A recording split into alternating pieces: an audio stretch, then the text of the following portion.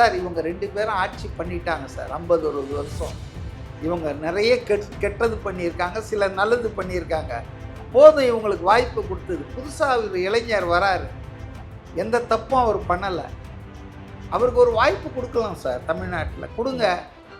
தப்பு பண்ணால் 5 வருஷம் கழித்து திருப்பி ஓட்டு கேட்டு வருவார் இல்லையா? இவங்கள சகிச்சிட்டு இருந்தோம் இல்லை, இவங்க தப்பாக பண்ணியிருக்காங்க, தப்பாக பண்ணியிருக்காங்க. 60 வருஷம் திமுக அதிமுக தப்பாக பண்ணியிருக்காங்க. இவர் தப்பு பண்ணுவார் இல்லையா? பரவாயில்ல, 5 வருஷம் கழிச்சு மாற்றிக்கலாம்.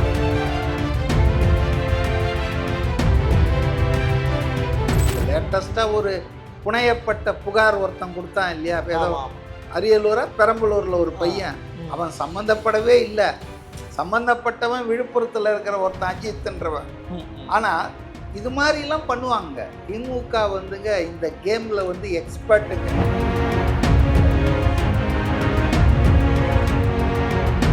தனி மனித ஒழுக்கத்தை பேசினா திமுக தலைவர்கள் யாராவது தப்புவாங்களா?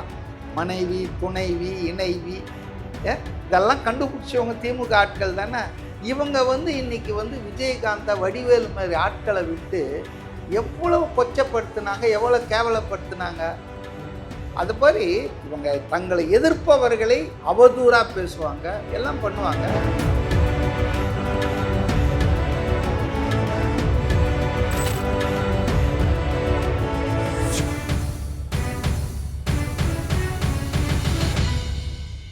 சார் வணக்கம் சார். வணக்கம். எப்படி சார் இருக்கீங்க? நல்லா இருக்கேன். தமிழக வெற்றி கழகத்தின் அவங்க கட்சியோட அந்த சுற்றுப்பயணம் வந்து தொடங்குது சார். இது எப்படி சார் பார்க்குறீங்க? இது எப்போ செஞ்சிருக்கணுங்க, ரொம்ப லேட்டு. இப்போ எடப்பாடிலாம் எப்போ தொடங்கிட்டார். ஒரு 2 ரவுண்டாவது வரணும். ஃபஸ்ட்டு ஒரு ரவுண்டு போயிட்டு எல்லா பகுதியும் விசிட் பண்ணிவிட்டு, அப்புறம் எலெக்ஷன் டூர்னு ஒன்று இருக்குது. தேர்தல் அறிவிக்கப்பட்ட பிறகு, வேட்பாளர்கள்லாம் அறிவிக்கப்பட்ட பிறகு 234க்கும் அப்போ போக முடியாது. அட்லீஸ்ட்டு அப்படி ஒரு ரவுண்டு அடித்து மேக்ஸிமம் கான்ஸ்டிடுவன்சியை டச் பண்ணோம். அதனால் டைம் வந்து 7 மாதம் தான் இருக்குது இன்னும் எலெக்ஷனுக்கு. இவர் இப்போ ஆரம்பிக்கிறது ரைட், நல்ல விஷயந்தான், வரவேற்கிறேன். அரசியல் பிரச்சார பயணம் அப்படின்ற மாதிரி இதுக்கு பேர் வச்சுருக்காங்க. ஆமாம், இப்போ அரசியல் தான் பிரச்சாரம் பண்ணணும். ஏன்னா உண்மையான அரசியல் மக்கள்கிட்ட போய் சேரவே இல்லை. ஓகே, எல்லாம் எரிஞ்ச கட்சி, எரியாத கட்சி, லாவணி தான் நடத்தியிருக்காங்க. திமுகவா அதிமுகவான்னு. இந்த வாட்டி வந்து நல்ல வேலை. அதுவும் இந்த ரீசன்ட் டெவலப்மெண்ட்ஸு, இந்த Sengottaiyan, EPS, OPS, TTV, Sasikala, இந்த ஃபேக்டர்லாம் வந்து அநேகமாக வந்து விஜய்க்கு ஒரு காட் சென்ட் ஆப்பர்ச்சுனிட்டின்னு தான் நினைக்கிறேன். கடவுள் கொடுத்த வரம் தான். அதிமுக எந்த அளவுக்கு பலவீனம் அடைகிறதோ, சிதிலம் அடைகிறதோ, பிளவுபடுகிறதோ, அது அவ்வளவும் பெனிஃபிட்டும் பார்த்தீங்கன்னு சொன்னால் விஜய்க்கு தான் அது கிடைக்க போகுது. ஏன்னா விஜய் வந்துங்க இன்னைக்கு எம்ஜிஆரை வரித்து கொண்டார், அண்ணாவை வரித்து கொண்டார். இப்போ எம்ஜிஆர் தொண்டர்களுக்கும் ஜெயலலிதா தொண்டர்களுக்கும் அந்த அம்மா என்ன சொன்னாங்க? நான் ஒரு தவறு பண்ணிட்டேன், பாஜகவோட கூட்டணி வச்சு, இனி நான் அந்த தவறை செய்யவே மாட்டேன் வாழ்க்கையில், மோடியா லேடியான்லாம் வந்து அவங்க பண்ணாங்க இல்லையா? ஆனால் அந்த கட்சியில் அந்த அம்மா ஃபாலோயர்னு சொல்லிட்டு இருக்கிற ஓபிஎஸ், ராஜேந்திர பாலாஜிலாம் டேடின்றாங்க மோடியை. இன்னைக்கு பாஜக கூட போய் சேர்றாங்க, டிடிவி தினகரெல்லாம். இப்போ இவங்கெல்லாம் வந்து எம்ஜிஆரினுடைய கொள்கைக்கும் ஜெயலலிதாவின் கொள்கைக்கும் எதிராக தான் செயல்படுறாங்க. திமுகவை தாங்க மெயினாக ஃபோக்கஸ் பண்ணி அந்த அதிமுக உருவாக்குனார் எம்ஜிஆர். அதாவது திமுக என்பது ஒரு தீய சக்தி, ஈவில் ஃபோர்ஸ். அப்போ திமுகவை ஆட்சியிலேருந்து அகற்றணும்னு சொன்ன மாதிரி செஞ்சார். கட்சியை 72ல் ஆரம்பித்தார். எலெக்ஷன் வந்தது 77 தான். 77லேயே ஜெயிச்சிட்டாரு. ஃபஸ்ட்டு எலெக்ஷன்லேயே ஜெயிச்சிட்டாரு. அவருக்கு இவ்வளோ நாள் காத்துட்டு இருந்தார், 5 வருஷம் காத்துட்டு இருந்தார் எம்ஜிஆர். இவர் 2 வருஷத்துல ஆட்சி பிடிமானார். அவர் காத்துட்டு இல்லை, எலெக்ஷன் வரல. அவர் கட்சி ஆரம்பித்தோன்னா அடுத்த வருஷமே வந்திருந்தாலும் அவர் ஆட்சியை பிடிச்சிருப்பார். என்டி ராமாராவ் 10 மாதத்தில் ஆட்சியை பிடிக்கலையா? அரவிந்த் கெஜ்ரிவால் ஒரே வருஷத்தில் ஆட்சியை பிடிக்கலையா? அதனால எவ்வளவு வருஷம் கட்சி நடத்தினீங்கன்னு இல்லை, மக்கள் உணர்வு இல்லை சார். இப்போ எம்ஜிஆர் என்டிஆரும் விஜயும் ஒன்றா? ஆமாம், எம்ஜிஆர் இல்லை சொல்ல முடியும். நீங்கள் எம்ஜிஆர் வந்து பாப்புலராக எப்படி ஆனார்? அரசியலில் பாப்புலர் ஆனாரா? சினிமாவில் தான். சினிமா தாங்க பேஸு. என்டி ராமாராவுக்கு அதுதான் சினிமா தான் பேசு. நீங்க சொல்லலாம் எம்ஜிஆர் ரொம்ப நாளா அரசியல் இருந்தார், ஆனா அப்படி சொல்ல சார். இல்ல சில பேர் சொல்றாங்க அவர் எம்எல்ஏவா இருந்தாரு, அவர் அவர் வந்து சினிமா தான் ஃபுல்கா. அண்ணாதுரையே அவருக்கு திமுக நடத்துற போராட்டங்கள்லாம் விளக்கு கொடுத்துருவாரு. ஓகே, நீங்க சினிமாவில் நடிப்பா அப்படின்னு, நீ சும்மா எலெக்ஷன் போது வந்து மூஞ்சி காமிச்சா போதுன்னு. அதனால ஒன்றும் பெரிய பொலிட்டிக்கல் ஆக்டிவிட்டீஸ்ல ஒன்றும் இவர் பயிற்சி பெற்று எம்ஜிஆர் வரல. எம்ஜிஆருடைய அந்த பாப்புலாரிட்டி இருப்பாருங்க சினிமா. இப்போ உதாரணத்துக்கு 67ல் திமுக ஜெயிக்கும்னு திமுக தலைவர்களே நம்பலை, எதிர்பார்க்கல. என்ன போன வாட்டி 50 வந்து இந்த வாட்டி ஒரு 70 வரலாம் தான் நினைச்சாங்க. இல்லைன்னா அண்ணா ஏன் தென் சென்னையில் லோக்சபாக்கு போட்டி போட்டாரு, அதுக்கப்புறம் தானே அவர் ரிசைன் பண்ணிட்டு வந்தாரு. ஸோ திமுக தலைவர்களே நம்பலை, எதிர்பார்க்கல தாங்கள் ஆட்சிக்கு வருவோம் 67ல் காங்கிரஸை வீழ்த்திடுவோன்னு. ஆனால் அதுக்கு என்ன காரணம், இந்த அதிசயம் தெரியுமா? எம்ஆர் ராதா எம்ஜிஆரை சுட்டார். அண்ணாதுரை என்ன பண்ணார்னா புத்திசாலிதான்மா, எம்ஜிஆருக்கு இந்த மாவு கட்டு போய், எனக்கு இன்னும் நினைவில் இருக்கு அந்த போஸ்டர், மாவு கட்டு போட்டு வெற்று உடம்போடு உட்காந்துட்டு இருப்பாரு. அந்த போஸ்டரை லட்சக்கணக்கில் அடித்து தமிழ்நாடு பூரா ஒட்டினாங்க, குத்தோ குத்துன்னு குத்திட்டாங்க. ஸோ எம்ஜிஆருடைய பாப்புலாரிட்டி தான் திமுகவை ஆட்சி கட்டிலே அமர்த்தியது. இப்போ அதுதான் சார் நானும் சொல்றேன். அந்த பாப்புலாரிட்டிக்கு காரணம் ஃபிலிம், சினிமா. நீங்க தமிழ்நாட்டில் வந்து சும்மா பேசிட்டு பிரயோஜனம் இல்லை சார். இப்போ அந்த காலகட்டத்தில் இருந்த மக்கள் எல்லாருமே நீங்க சொல்ற அந்த எம்ஜிஆர் இருக்கட்டும் இல்லை என்டிஆர் இருக்கட்டும், அவங்க எல்லாருமே ஒரு மக்கள் ஒரு வந்து தெய்வமா பார்த்தாங்க. ஆனா இப்ப இருக்க அந்த ரசிகர்களா இருக்கட்டும் மக்களா இருக்கட்டும் விஜய் வந்து அந்த மாதிரி தெய்வமா பாக்குறாங்க. தெய்வமா பாக்குறது இல்லைங்க, அதாவது ஒரு நடிகரை ஒரு இன்ஸ்பயர் பண்றாங்க. அதாவது தங்களுக்கு வந்து பிடிச்ச ஆளா, இப்ப அவங்க கோஷம் கூட பாருங்க, மக்கள் விரும்பும் முதல்வர் வேட்பாளர் விஜய்ன்றாங்க. ஆக்சுவலா வந்து இன்னைக்கு இது நடத்தியிருக்காங்க, நிறைய 7-8 சர்வேஸ் வந்திருக்கு. சீட்டு வித்தியாசம், வாக்கு வித்தியாசம் ஒன்று ஏறக்குறைய வருது. ஆனா எல்லா சர்வேலையும் நீங்க பாத்தீங்கன்னா உங்கள் விரும்புகிற முதல்வர் வேட்பாளர் யாருன்னு கேட்டால், இன்னைக்கு ஆட்சியில் இருக்கிற ஸ்டாலினும் கிடையாது, முந்தா நாள் ஆட்சியில் இருந்த எடப்பாடியும் கிடையாது, விஜய் தான் வந்து நாங்கள் விரும்புகிற வேட்பாளர் அதிக பர்சன்டேஜ் ஆட்கள் விரும்புகிறாங்க. ஸோ அதனால் விஜய்க்கு இருக்கிற செல்வாக்குன்றதுங்க அது மட்டும் இல்லைங்க, விஜயை ரொம்ப குறைச்சி எடை போடுறாங்க. விஜய்க்கு வந்து அரசியல் தெரியாது, அவர் இப்போ தான் வந்தாருன்னு. விஜய் 10-15 வருஷமாக அரசியலை கூர்மையாக பார்த்து கவனித்து அந்த மக்கள் இயக்கம் அதெல்லாம் அவருக்கு வந்து இன்னைக்கு ரெடிமேடாக எப்படிங்க மாறுது. எம்ஜிஆர் ரசிகர் மன்றங்கள் தான் அப்படியே அதிமுகவினுடைய கிளைகளாக மாறுச்சு.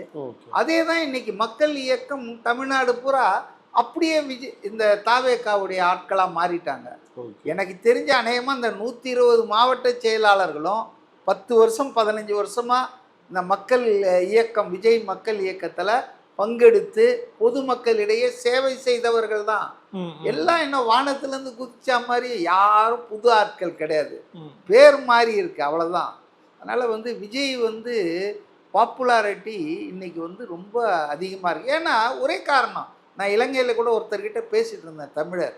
அவர் என்ன சொல்கிறாருன்னா, சார் இவங்க 2 பேரும் ஆட்சி பண்ணிட்டாங்க சார் 50-60 வருஷம், இவங்க நிறைய கெட்டது பண்ணியிருக்காங்க, சில நல்லது பண்ணியிருக்காங்க, போதும் இவங்களுக்கு வாய்ப்பு கொடுத்தது. புதுசாக ஒரு இளைஞர் வராரு, எந்த தப்பும் அவர் பண்ணலை, அவருக்கு ஒரு வாய்ப்பு கொடுக்கலாம் சார், தமிழ்நாட்டில் கொடுங்க.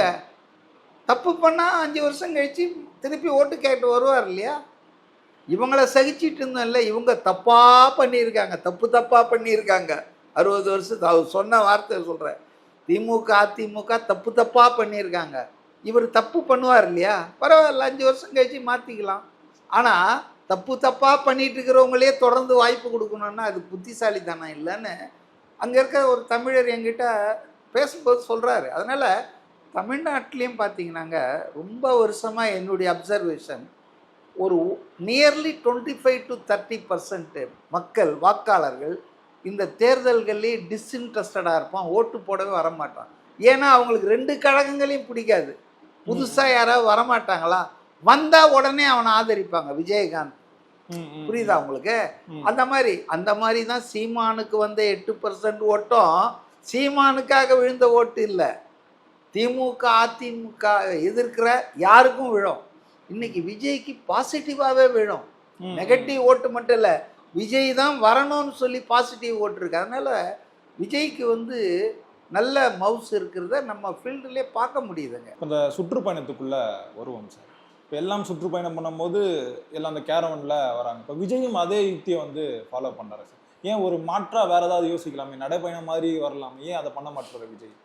நீங்கள் விஜய் வந்து ஆந்திரால இப்போ ஜெகன்மோகன் ரெட்டி வந்து பண்ணாரு. ஜெகன்மோகன் ரெட்டி இல்லை, விஜய் ஒரு இடத்துக்கு போகிறாருன்னா அந்த இடத்துக்கு லட்சக்கணக்கான பேர் வந்துடுவாங்க. ஓகே. அவங்களாலேயே அவங்கள கண்ட்ரோல் பண்ண முடியல. புரியுதுங்களா? காவல்துறை டோட்டலாக டிஸ்இன்ட்ரெஸ்டட். நீங்கள் பார்த்தீங்க அந்த மதுரை மாநாட்டில் எவ்வளோ காவல்துறை எவ்வளோ பேர் இருந்தாங்க. விக்கிரவாண்டிக்கு இருந்ததை விட ஒன்றுமே இல்லை. ஸோ காவல்துறைக்கு வந்துங்க ஏதாவது கலவரம் நடக்காதா, ஏதாவது பிரச்சனை ஏற்படாதுன்னு அவங்க பார்த்துட்டு இருக்காங்க. இப்போ லேட்டஸ்ட்டாக ஒரு புனையப்பட்ட புகார் ஒருத்தன் கொடுத்தான் இல்லையா, ஏதோ அரியலூரா பெரம்பலூரில் ஒரு பையன், அவன் சம்மந்தப்படவே இல்லை. சம்மந்தப்பட்டவன் விழுப்புரத்தில் இருக்கிற ஒருத்தன் அஜித்ன்றவன். ஆனால் இது மாதிரிலாம் பண்ணுவாங்க. திமுக வந்துங்க இந்த கேமில் வந்து எக்ஸ்பர்ட்டுங்க. ஈர பேனாக்கி பேனை பெருமாளாக்கி பிரம்மோற்சவமே பண்ணுவாங்க. ஏன்னா அவங்களுக்கு வந்து ஆட்கள் கூலிப்படை இருக்குங்க. இணையத்தில் இருக்காங்க, மீடியாவில் இருக்காங்க, சினிஃபீல்டில் இருக்காங்க, ஆட்சி அதிகாரம் இருக்குது, பணம் சேர்த்து வச்சுருக்காங்க. அவன் வந்து 10-20 தலைமுறைக்கு பணம் சேர்த்து வச்சுருக்காங்க. இப்போ இதையெல்லாம் வச்சுக்கிட்டு அவங்க தங்களை எதிர்ப்பவர்களை விமர்சனம் செய்கிறவங்கள பொது வெளியில் தவறாக ஏங்க விஜயகாந்த் போன்ற ஒரு நல்லவர், அவர் குடிப்பார், அது ரைட்டுங்க, அது ஒன்று தானே. குடிக்காதவன் எவன் இருக்கான்? இப்போ தனி மனித ஒழுக்கத்தை பேசினா திமுக தலைவர்கள் யாராவது தப்புவாங்களா? மனைவி, துணைவி, இணைவி, இதெல்லாம் கண்டுபிடிச்சவங்க திமுக ஆட்கள் தானே. இவங்க வந்து இன்னைக்கு வந்து விஜயகாந்தை வடிவேலு மாதிரி ஆட்களை விட்டு எவ்வளவு கொச்சப்படுத்தினாங்க, எவ்வளோ கேவலப்படுத்தினாங்க. அது மாதிரி இவங்க தங்களை எதிர்ப்பவர்களை அவதூறாக பேசுவாங்க, எல்லாம் பண்ணுவாங்க. பட் விஜய் விஷயத்தில் இவங்களுடைய எல்லா இதுவாகுது. விஜய் வந்து ஒரு செலிபிரிட்டிங்க. நீங்கள் விரும்பினாலும் விரும்பலைனாலும் அவர் வந்து ஒரு செலிபிரிட்டி. அவர் ஒரு இடத்துக்கு போகிறாருன்னா ஆட்டோமேட்டிக்காக கலெக்ட் ஆகிடும் கூட்டம். அப்போ சட்டம் ஒழுங்கு இருக்குது. அது எல்லாத்தையும் விட அவருடைய பாதுகாப்பு. புரியுது சார். இப்போ அந்த 2 புல்டோஸ் அந்த பவுன்சர்களை வந்து அவங்க இப்படி பண்ணிடக்கூடாது அப்படி. காவல் காக்கிறவன் வந்துட்டு அவனுடைய ஒரே எய்மு தான் காவல் காக்கிறவருக்கு எந்த ஆபத்தும் வந்துடக்கூடாது. இப்போ இப்படி ஓடியாடுறான், தடுக்கலைன்னா அவன் ஓடியாந்து ஏதோ ஒருத்தன் குத்திட்டான்னு வச்சிங்களா. இப்போ ராஜீவ்காந்தி வந்து மாலை போட வந்து தானே சுட்டு இது பண்ணாங்க. மாலை தான் போடுறாங்கன்னு விட்டாங்க, அவ்வளோதான். மனித வெடிக்கு உண்டாய் வெடித்தாங்க. அதனால் இன்றைக்கி இருக்கிற காலத்தில் வந்து ட்ரோன்லேயே அடிக்கலாம், டெக்னாலஜி பயங்க. அதனால் ரொம்ப கேர்ஃபுல்லாக இருக்க வேண்டிய தேவைகள் இருக்குது. இவர் என்ன முதல்வரா இல்லை பிரதமரா? 9 சுற்றுக்கு பாதுகாப்பு எல்லாம் கொடுக்குறாங்க. இவர் தான் பண்ணிக்கணும். அப்போ அதனால் பவுன்சரை வைக்கிறாரு. பவுன்சரை வைக்காமல் போக வேண்டியதான்னா, எவனாவது வந்து கீறிட்டான்னா, எவனாவது ஏதாவது தாக்கிட்டான்னா ஒன்றும் வேணாம். நேற்று ஏர்போர்ட் மூர்த்தின்றவர் டிஜிபி ஆஃபீஸுக்கு போயிருக்காரு. ஏதோ புகார் கொடுக்க போயிருக்காரு. இப்போ இது வயலன்ஸுன்றது எப்போ வேணாலும் வரலாம், யார் வேணாலும் செய்யலாங்க. அப்போ ஒரு பாதுகாப்பாக தான் இருக்கணும். கொஞ்சம் தொலைவில் இருக்கிறது தான் நல்லது. இப்போ நடைப்பயணம் போனோன்னா, இப்போ ராகுல் காந்தி போனார் பாரத் ஜோடோ யாத்திரை. ஆனால் அதுக்கு எவ்வளோ பாதுகாப்பு பண்ணாங்கன்னு உங்களுக்கு தெரியுமா? சிவில் ட்ரெஸ்ஸில் அவரை சுற்றி 8 வளையங்கள் இருக்கும். கட்சிக்காரங்க, நிர்வாகிகள் யாரும் கிட்ட போயிட முடியாது. அப்படிதான் போக முடியும். மக்களோட மக்களாக நெருங்கி பேசின கையை முறிச்சிடுவானுங்க, கையில் இருக்கிற வாட்சை மோதிரத்தை உருவிடுவானுங்க. அதனால் வந்து மக்களை பாருங்கள். இன்னும் இப்போ இவரெல்லாம் மக்களை பார்த்துன்னு தான் இருக்காரா? ஸ்டாலின், உதயநிதி எல்லாம் சுற்றுப்பயணத்துக்கு வந்து போலீஸ் தரப்புலேருந்து எந்த ஒரு பாதுகாப்பும் கொடுக்கலையா சார்? பாதுகாப்பு கொடுப்பாங்கன்னு நான் எதிர்பார்க்கல. விஜய் தரப்பு தான் அந்த பாதுகாப்பெல்லாம் பண்ணிக்கணும். ஓகே, ரைட்டா? அடுத்தது இப்போ திருச்சி டெல்டா பகுதியிலலாம் அவருடைய பிரச்சாரம் தொடங்கும்னு அறிவிக்கப்பட்டிருக்கு. இன்னும் அதிகாரப்பூர்வமாக வரல. போலீஸ் பர்மிஷனுக்கு இவங்க போய் ஆனந்த் கேட்டதால் அது லீக் ஆயிடுச்சு நேற்று. ஓகே, நீங்கள் இந்த பிளான் கூட பாருங்கள். விஜய் பிளான் பக்காவாக போடுறாரு. ஃபஸ்ட்டு வட தமிழ்நாடை கவர் பண்ணார் விக்கிரவாண்டியில் போட்டு. அடுத்தது வெஸ்ட் தமிழ்நாடு, கொங்கு பெல்ட், கோயம்புத்தூர், அங்கே வந்து அந்த பூத் ஏஜென்ட் அந்த கூட்டத்தை நடத்தினார். அதுக்கு அடுத்தது இப்போ மதுரை தென் தமிழ்நாடு போட்டார். இப்போ மிச்சம் இருக்கிறது என்ன? 2 பகுதி தான் இருக்குது. ஒன்று சென்னை, அந்த சிட்டி, அதை சுற்றி இருக்கிற ஏரியா. இன்னும் அடுத்தது டெல்டா. டெல்டான்றது தஞ்சை, திருச்சி, திருவாரூர், மையம் மாதிரி, புதுக்கோட்டை, இதுதான் டெல்டா. அப்போ இந்த டெல்டாவை இப்போ கவர் பண்ணுறாரு இந்த பிரச்சாரத்தின் மூலமாக. இப்போ ஒரு தமிழ்நாடு ஏரியாவே கவர் பண்ண மாதிரி அடுத்தது நகரத்துக்கு வருவார்னு நினைக்கிறேன். அது பண்ணிட்டாருன்னா ஒரு ரெப்ரசன்டேஷன் தான். எல்லா தொகுதிக்கும் போக முடியுமா? 120 மாவட்டங்கள் இருக்கிறதா சொல்கிறாங்க, கட்சி மாவட்டங்கள். ரெவென்யூ மாவட்டம் சொல்ல, அது 37 38 தான். இவங்க தான் பிரிச்சுக்கிறாங்களே, வட சென்னை வடக்கு, வட சென்னை தெற்கு, வட சென்னை தெற்கு கிழக்குன்றாங்க. எனக்கு தெரிஞ்சு திமுகவில் ஒரே ஒரு சென்னை மாவட்ட செயலாளர் தான் இருந்தார், ஆர்டி சீதாபதின்னு. அவர் ரொம்ப பவர்ஃபுல்லாக இருப்பார். சென்னை மாவட்டன்றது பெருசு. அவரை அடக்கிறதுக்காகத்தான் வந்து ரொம்ப பெருசாக வளர்றாருன்னா கருணாநிதியால் சும்மா இருக்க முடியுமா? அதனால் அவரை இது பண்ணிட்டு டிஆர் பாலுன்றவரை கொண்டு வந்தாங்க. இப்போ அமைச்சரெல்லாம் இருந்தார்ல அவரை. அதுக்கப்புறம் தான் வட சென்னை தென் சென்னைன்னு பிரித்தாங்க. அதுக்கப்புறம் இப்போ மத்திய சென்னை, அப்புறம் வட சென்னை வடக்கு, வட சென்னை மேற்கு, வட சென்னை கிழக்கு, வட சென்னை தெற்கு. இப்படி பார்த்தீங்கன்னு சொன்னால் கட்சிகள் வந்து பதவிகள் கொடுக்கணும், 2 எம்எல்ஏ சீட்டுக்கு ஒரு மாவட்டன்ற மாதிரிலாம் பிரித்து அநேகமாக இன்றைக்கி வந்து 120 மாவட்டம் தாவேக்கால இருக்குதுன்னு நினைக்கிறேன். எல்லாரையும் அவங்க மாவட்ட செயலாளர்லாம் பொறுப்பு போட்டாங்கன்னு நினைக்கிறேன். இப்போ இந்த மாவட்டங்களை கவர் பண்ணணும்னு நினைக்கிறாரு. இது ஒரு 10 வாரங்களுக்கு வரோன்றாங்க ஃபஸ்ட்டு ஷெட்யூல். 2 வாரம் அட் எ ஸ்டெச், அப்புறம் கொஞ்சம் கேப்பு, அப்புறம் ஒரு 2 வாரம் 3 வாரம், இப்படி 10 வாரங்களுக்கு இது வந்து வருவோன்றாங்க. அவங்க கட்சி மாவட்டங்கள் அடிப்படையில் ஒரு 100 மாவட்டங்களை கவர் பண்ணு. இப்போ முதல் நாள் ப்ரோக்ராமே பார்த்தீங்கன்னா திருச்சி, அரியலூர், குன்னம், பெரம்பலூர், இப்படி பார்த்தீங்கன்னா ஒரு 4 மாவட்டம் அவங்க கட்சி மாவட்டம் வந்துடுதுன்னு நினைக்கிறேன். அதனால் வந்து இது வந்து செய்ய வேண்டியது தான். மக்கள்கிட்ட போகணும் இனிமேட்லேருந்து. மாநாடு நடத்தி கொள்கை எதிரி, அரசியல் எதிரின்னு பேசிகிட்டு இருக்கிறத விட பர்டிகுலர் இடத்துல போய் அந்த மாவட்டத்தில் இருக்கிற திமுக தலைவரோ, அமைச்சரோ, சட்டமன்ற உறுப்பினரோ, நாடாளுமன்ற உறுப்பினர், அவர் என்ன பண்ணார், அந்த மாவட்டத்தில் என்ன பிரச்சனை, ஆட்சியில் இருக்கிறவங்க என்ன உறுதிமொழியை கொடுத்துட்டு ஏமாத்திட்டு இருக்காங்க, இன்னும் 5 வருஷம் ஆக போகுது. அப்போ இது மாதிரியான அங்கே போயிட்டு பேஸ் லெவலில் போயிடணும். போயிட்டு அங்கே கலெக்ட் பண்ணி அதுக்கு இவர் என்ன செய்ய போறாருன்னு சொல்லணும். சும்மா அவர் செய்யலான்னு சொன்னால் போதாது. மக்கள் வந்து எப்பவுமே நீ என்ன செய்ய போறான்னு கேட்பாங்க. அவன் செய்யல, ரைட்டு, அவன் செய்யல, அவனுக்கு நாங்கள் ஓட்டு போடல. உனக்கு நாங்கள் ஓட்டு போடணும்னா நீ என்ன செய்ய போற? அப்போ இவர் பாசிட்டிவாக அந்த பிரச்சனைகளுக்கு இவருடைய தீர்வு என்ன அப்படின்றதையும் இவர் சொல்லணும். இப்போ இது நிறைய கிரவுண்ட் ஒர்க்லாம் பண்ணி, ஃபீல்டு ஒர்க்கெல்லாம் கலெக்ட் பண்ணி அதற்கு நம்ம என்ன செய்யலாம். சும்மா அடித்து விட முடியாது. அண்ணாதுரை அந்த காலத்தில் 67 அடித்து விட்டார். 1 ரூபாய்க்கு 3 படி அரிசி நிச்சயம், அப்புறம் லட்சியம். நாங்கள் 1 படி கூட போடல, அது வேற விஷயம். புரியுதுங்களா? எது முடியுமோ எது சாத்தியமோ. இப்போ ஸ்டாலின் என்ன சொன்னார் தமிழ்நாடு அரசு ஊழியர்களுக்கு? ஆட்சிக்கு வந்ததும் உங்களுக்கு பழைய ஓய்வூதிய திட்டத்துக்கு, ஓல்டு பென்ஷன் ஸ்கீம் நான் மாற்றுவேன்னாரு. இன்னைக்கு ஆட்சி முடிய போது அவங்களும் போராடி போராடி சலிச்சுட்டு என்ன இப்போ பண்ணியிருக்காரு அப்படின்னா, அதை பற்றி ஆராய ஒரு குழு போட்டிருக்காரு. ஏயா நீ என்ன சொன்ன? நீ ஜெயலலிதா கொண்டு வந்த அந்த புதிய பென்ஷன் திட்டத்தை நான் மாற்றிட்டு ஓல்டு பென்ஷன் ஸ்கீமுக்கு உங்களுக்கு கொடுக்குறேன்னு தானே சொன்னேன். கமிட்டி போட்டு ஆராயிரேன்னு நான் சொன்னேன். அதே போல் தான் மகளிர் உரிமை தொகை குடும்பத் தலைவிகள் அனைவருக்கும் சொன்னேன். ஆனால் ஆட்சிக்கு வந்து 2 வருஷம் கழிச்சு இழுத்துக்கு அப்புறம் என்ன சொன்னாங்க, இந்த மாதிரி வந்து தகுதி உள்ளவர்கள், தகுதின்றதை முன்னால் சொல்லவே இல்லையா? அப்போ எது சாத்தியமோ விஜய் அந்த தப்பை பண்ணக்கூடாதுன்னு நான் நினைக்கிறேன். Okay sir. What is possible, எது முடியுமோ, எது சாத்தியமோ, எது சரியோ அதை செய்யணும். சும்மா நான் வந்தால் எல்லாருக்கும் கப்பல் வாங்கி தரேன், எல்லாருக்கும் வந்து நான் காஷ்மீருக்கு எக்ஸ்கர்ஷன், இவங்க சொன்னாங்களே பாஜக ராமர் கோயிலுக்கு அயோத்தி ஃப்ரீயாக கூப்பிட்டு போகிறான்னு, அதை மாதிரிலாம் சொல்லக்கூடாது. அதாவது மக்கள் வரி பணத்தை செலவு பண்ணும்போது நம்ம வீட்டு பணத்தை செலவு பண்ணுற மாதிரி யோசிக்கணும். சும்மா அடித்து விடக்கூடாது.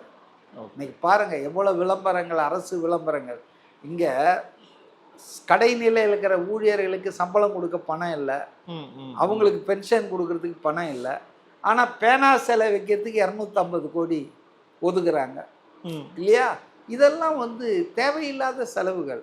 அப்போ ஒரு அதனால தான் இன்னைக்கு நம்ம நல்ல வளம் கொழிக்கும் தமிழ்நாடாக இருந்தாலும், வருமானம் வந்து குவிஞ்சாலும், ஏன் நம்ம கடன் வாங்கும் மாநிலங்களில் முதல் மாநிலமாக இருக்கோம்? இதுக்கு சும்மா மோடி பணம் கொடுக்கல அப்படிலாம் இல்லை.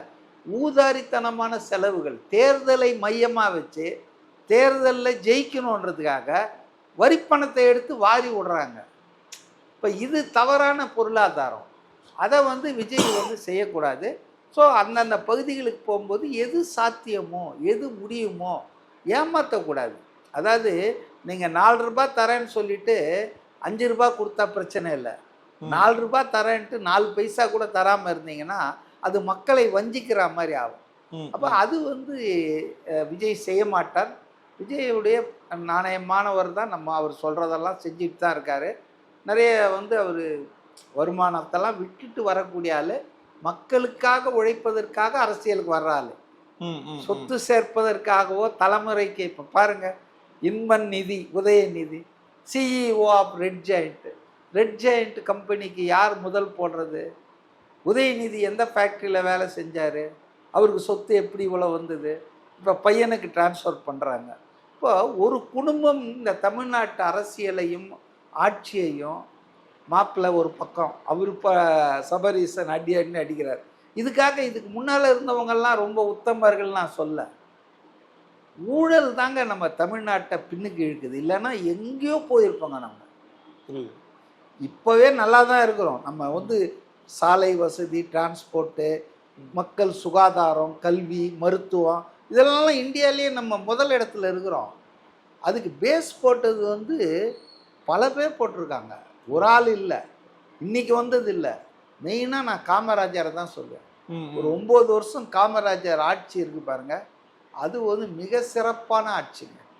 அதுதான் வந்து அடித்தளத்தை, அந்த அடித்தளத்து மேலே கட்டுமானம் பண்ணிகிட்டே இருக்காங்க.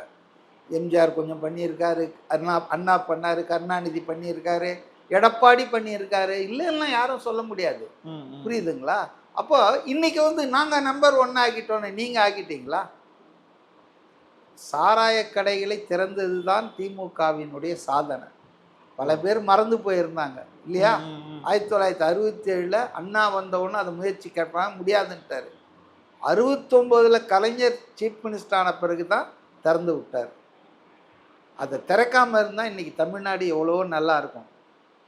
புரியுதுங்களா? அதனால் வந்துங்க, தமிழ்நாட்டில் வந்து ஒரு நல்ல நிர்வாகம் வரணும், ஊழலற்ற நிர்வாகம் வரணும். அப்போ ஒரு கேள்வி வருது. இப்போ பத்திரிகையெல்லாம் சொல்கிறாங்க, தினகரன் டிடிவி விஜய் கூட சேருவாரா, ஓபிஎஸ் சேருவாரா, சசிகலா சேருவாரா, செங்கோட்டையன் சேர. என்னுடைய ஆலோசனை என்னன்னா, அரசியல் விமர்சனமில்ல, ரொம்ப கிளீனாக இருக்கார் விஜய். இதில் போய் இவங்களெல்லாம் கொண்டு போய் சேர்த்து இந்த சமூகம் வாக்கு கிடைக்கும், அந்த சமூகம் அப்படி இப்படின்னு பெர்முட்டேஷன் காம்பினேஷன்லாம் போட்டார்னா நிச்சயமாக அவருடைய பெயருக்கும் புகழுக்கும் பெரிய அளவு கலங்க வரும். மக்கள் வந்து அட விஜயும் 10ஓடு 11 ஒரு அரசியல்வாதி தான்யா, ஜெயிக்கணுன்றதுக்காக என்ன வேணா பண்ணுவார், பேசுவார்யா அப்படின்ற நிலைமைக்கு ஆளாயிடுவார். அதனால் அவர் வந்து தனியாக நின்று அவர் சோதிச்சு பார்க்கட்டும். இப்போ ஆட்சிக்கு வர முடியல, வருவார்ன்றது என்னுடைய எண்ணம், எதிர்பார்ப்பு. வரலன்னா ஒன்றும் ஹெவன்ஸ் வில் நாட் ஃபால். ஆனால் இந்த மாதிரி ஆட்கள்லாம் நீங்கள் கூட சேர்த்திங்கன்னா, எல்லார் மேலேயும் கோஃபிஃபோசா கேஸ் இருக்குது, லஞ்சம் கொடுத்த கேஸ் இருக்குது, பினாமியில் டிரான்சாக்ஷனுக்கு, இந்த மாதிரி எலிமெண்ட்ஸ் எல்லாம் வச்சுக்கிட்டு தமிழ்நாட்டில் தூய்மையான நிர்வாகத்தை எப்படி கொடுக்க முடியும்?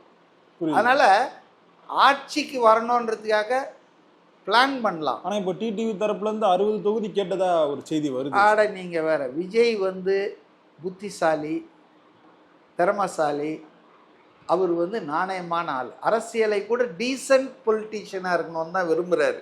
ஓகே. அதனால தான் அவருக்கு எதிராக எவ்வளோ விமர்சனம் வந்தாலும் நீங்கள் எந்த மேடையிலையாவது அவர் வந்து சீமானுக்கு பதில், இல்லை இவருக்கு பதில், அவருக்கு பதில் கொடுத்ததே கிடையாது. அவரை பொறுத்த வரைக்கும் பாலிட்டிக்ஸ். டீசன்ட் அட்டாக், டைரக்ட் அட்டாக்ன்றாரு. அதனால் இந்த மாதிரி ஆளுங்க இவங்களால பெருசாக, ரெண்டாவது இந்த மாதிரி போனாலே ஜாதி வாரியாக ஓட்டு பாங்கிறது, ஒரு மலிவான அரசியல்வாதியாக போயிட்டார். எம்ஜிஆர் அப்படி இல்லை, ஈவன் ஜெயலலிதா அம்மா கூட அப்படி இல்லை. ஒரு தலித் எழில்மலை என்ற ஒரு தலித்தை ஒரு பொது கான்ஸ்டுவன்சியில் திருச்சி லோக்சபாவில் நிற்க வச்சு ஜெயிக்க வச்சாங்க அந்த அம்மா. ஆனால் திமுக இன்னைக்கு பார்த்தீங்கன்னா, சமீபமாக நான் சொல்ல ஒரு 20-30 வருஷம் எனக்கு அரசியல் எப்போவாவது யாரையாவது ஒரு தலித்த நான் தலித் ஜெனரல் கான்ஸ்டுவன்சி நிற்க வச்சிருக்காங்களா? ஆனானப்பட்ட ராஜா, ஆண்டிமுத்து ராஜா இருக்கார்ல, ராஜா துணை பொதுச் செயலாளர் திமுக, அவரையே திருச்சியிலேருந்து கொண்டு வந்து பெரம்பலூரில் என்னவாப்பா லோக்சபா, அங்கேருந்து தூக்கி நீலகிரிக்கு அடிச்சாங்க. ஏன் ராஜா பெரம்பலூரில் ஜெனரல் கான்ஸ்டுவன்சி நின்னா தோத்துருவாரா? திமுக காரெல்லாம் ஓட்டு போட மாட்டான்னா?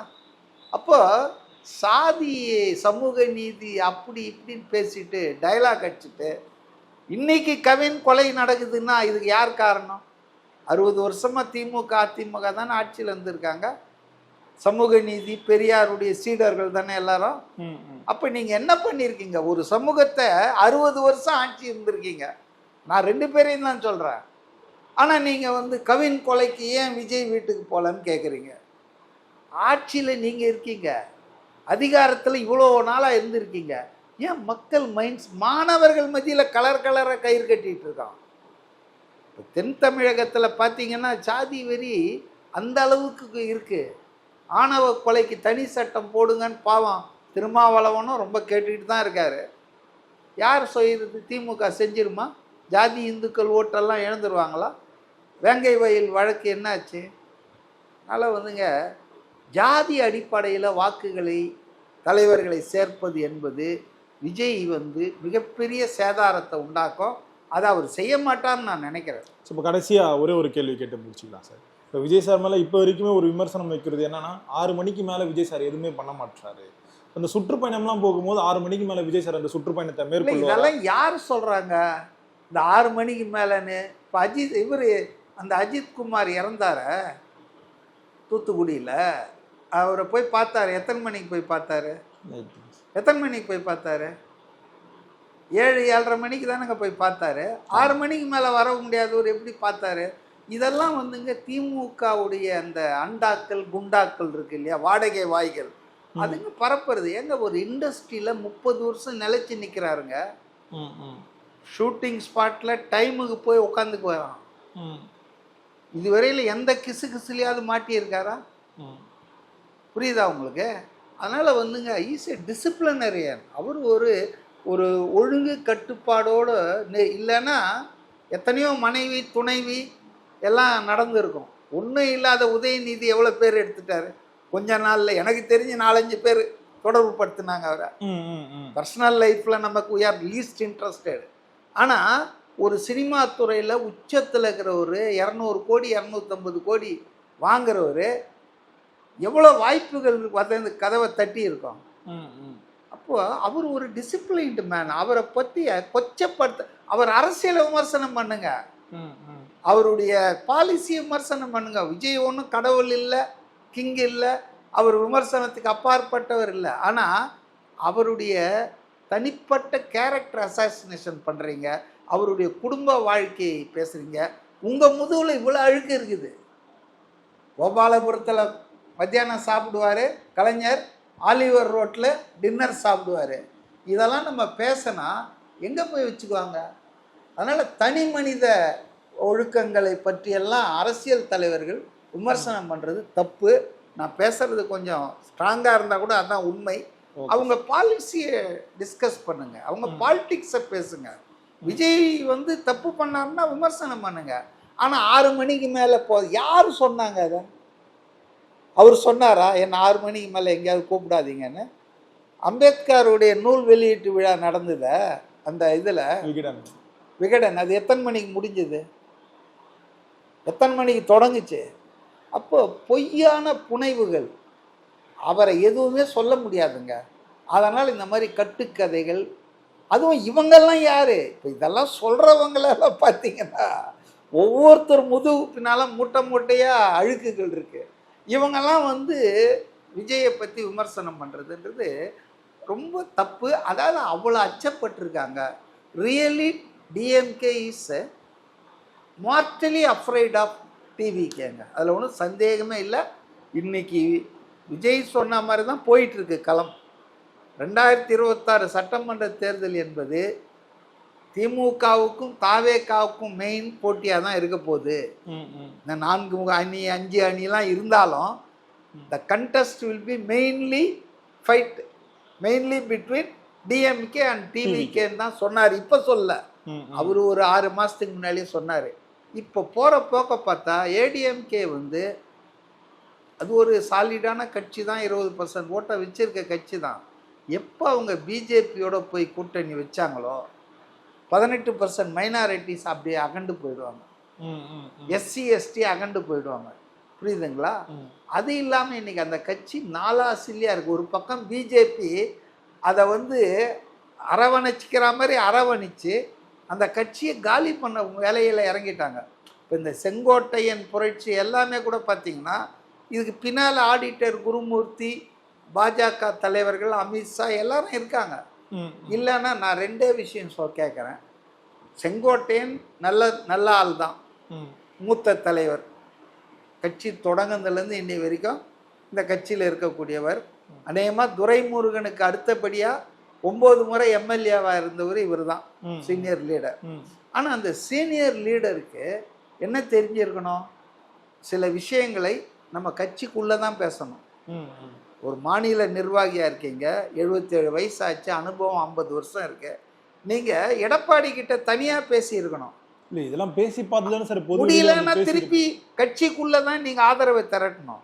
பொதுக்குழு செயற்குழுல தீர்மானத்தை அவர்கிட்ட பேசுறீங்க, அவர் ஒத்துக்கலைன்னா அப்போ மாவட்ட செயலாளர்கள் நிர்வாகிகள் இருப்பாங்க இல்லையா, ஒரு செயற்குழு பொதுக்குழு கூட இல்லை, அதில் பெரும்பான்மையை நீங்கள் தேடணும். அது வரைக்கும் அமைதியாக தான் இருக்கணும். இதுதான் ஜனநாயகம். நம்பர் கேம் தான். 51 வாங்கினவன் ஜெயிச்சவன், 49 வாங்கணும் தோத்தவன் தான். எனக்கு 49 சொல்ல முடியாது. வின்னர் டேக்ஸ் ஆல் சீட்டாட்டத்தில் ஜெயிக்கிறவன் எல்லாத்தையும் எடுத்துன்னு போயிடுவான். அதை மாதிரி தான்.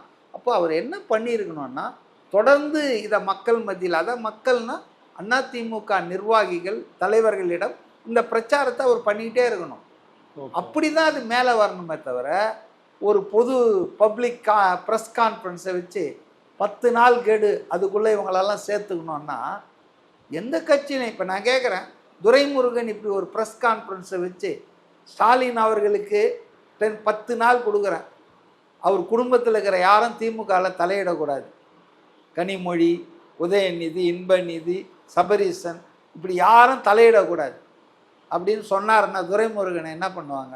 டிஸ்மிஸ் தான் சார். ரொம்ப அருமையான ஒன்றும் இல்லைங்க. மந்திரி ஏதோ ஒன்று கருத்து சொன்னார், டக்குன்னு இந்த தியாகராஜன் இருக்காரு, அது வந்து இன்னும் கன்ஃபார்ம் ஆகலை அந்த காணொலி அவர் பேசுறது.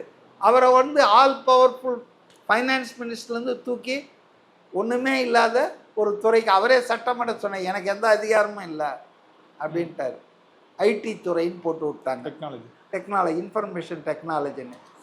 அதே போல் தான் துரைமுருகன் ஏதோ பிரச்சனைலாம் வந்தப்போ அவர் துணை முதல்வருக்கு அவரும் ஆசைப்படுறாரு, 2 ஆக்கி என்ன 1 ஆக்குங்கன்னு சொன்னாருன்னு ஒன்று. அவர்கிட்ட இருந்த இதை பிடுங்கினாங்களா, கனிம வளம் பிடுங்கி ரகுபதி கிட்ட கொடுத்தாங்களா. ஸோ எந்த கட்சியிலுமேங்க தலைமை விரும்பாததை செய்தால் கண்டிப்பாக தண்டனை உண்டு. இது ஏதோ அதிமுக எடப்பாடி பண்ணிட்டாருன்னா, நான் இருந்தேன்னா கூட அப்படி தான் சொல்வேன். நீங்கள் எங்கே சொல்லணுமோ அங்கே சொல்லணும், எங்கே வந்து அந்த கருத்தை வந்து வெல்லணுமோ அங்கே வெல்லணும். ப்ரெஸ் கான்ஃபரன்ஸை வச்சு என்னுடைய பொதுச் செயலாளருக்கு நானே வந்து 10 days டைம் கொடுக்குறேன்னா அவர் ஒரு நாள் கழிச்சு உன் பதவியெல்லாம் ஏன் அவரை இன்னும் உறுப்பினர்லேருந்து எடுக்கலைன்னா அவர் எம்எல்ஏவாக இருக்காரு. உறுப்பினர்லேருந்து எடுத்துட்டாங்கன்னா இஷ்டத்துக்கு பேசலாம். புரியுதா உங்களுக்கு? அதனால தான் அவரை உறுப்பினர் இல்லைன்னா ஏங்க 77 வயசாச்சுங்க அவருக்கு. என்னை கேட்டால் ஒரு வயது வரம்பு வைக்கணும். அரசியலில் கூட அரசு ஊழியர்கள் 60 வயசு, ஒரு 70 வயசு 75 வயசு போதுன்றேன். மோடியாக தான் கொண்டு வந்தார். இப்போ அவர் போவாரான்னா போக மாட்டார். ஆர்எஸ்எஸ் அவரை கழுத்தை பிடிச்சி தள்ளுறதுக்கு முயற்சி பண்ணுது, விதி விலக்குன்னு வாங்க. அது மாதிரி ஒரு வயசு இருக்கணுங்க. சும்மா என்னங்க துரைமுருகனுக்கு 83 வயசோ 84 வயசோ, ம். இது என்ன உங்கள் சேவை நாட்டுக்கு தேவையா? இதெல்லாம் பதவி பித்து தாங்க, பதவி ஆசை இல்லை, பதவி பித்து. ஸோ செங்கோட்டையன் வந்துங்க தவறு பண்ணிட்டாரு. அதே போல் எடப்பாடியும் வந்து ஆளுமை இல்லை அவருக்கு. புரியுது. அவருக்கு ஒரு செல்ஃப் கான்ஃபிடென்ஸ் இல்லை. இவங்கள வந்தால் அவங்கள வந்தால் நமக்கு ஆபத்தாயிடும், அப்படியே வெளியே வைப்போம், யார் வந்தாலும் நான் தாண்டா இங்கே கிங்குன்னு தைரியமாக இருக்கணும். புரியுது சார். அப்போ எடப்பாடியும் வந்து ஒரு தாயுள்ளத்தோடு தப்பு பண்ணவன மன்னிக்கணும். ஜெயலலிதா பண்ணியிருக்காங்க, எம்ஜிஆர் பண்ணியிருக்காங்க, வெளியேற்றிருக்காங்க, சேர்த்துட்டு இருக்காங்க. அதனால் அரசியலில் வந்து ஒரு தப்பு பண்ணிவிட்டு அவனை அப்படியே ஒழிச்சு விட்டுறணும் இல்லை. இப்போ பன்னீர்செல்வம் ஆளுங்களாம் காலில் விழுந்து கேட்டுக்கிறோன்னெலாம் கெஞ்சுறாங்க. ஸோ பன்னீர்செல்வத்தை சேர்த்துக்காததுக்கு ஒரு காரணம் இருக்குங்க. ஏன்னா அவர் திமுகவோட சேர்ந்து நம்பிக்கையில்லா தீர்மானம் கொண்டு வந்து அதை ஆதரித்து ஓட்டு போட்டவர். தப்பிச்சது வேற, ஆட்சி தப்பிச்சது வேற. ஆனால் திமுகவுக்கு கூட சேர்ந்தவர் இல்லை அவர். அதை எப்படி மன்னிக்க முடியும்? தப்பு செய்தவன் திருந்த பார்க்கணும், தவறு செய்தவன் வருந்த பார்க்கணும். அப்போ இந்த வெளியேற்றப்பட்டவரை தப்பு செஞ்சவங்க கொஞ்சம் பேர் இருப்பாங்க, அவங்கள திருத்தறதுக்கு ஒரு வாய்ப்பு கொடுக்கலாம்.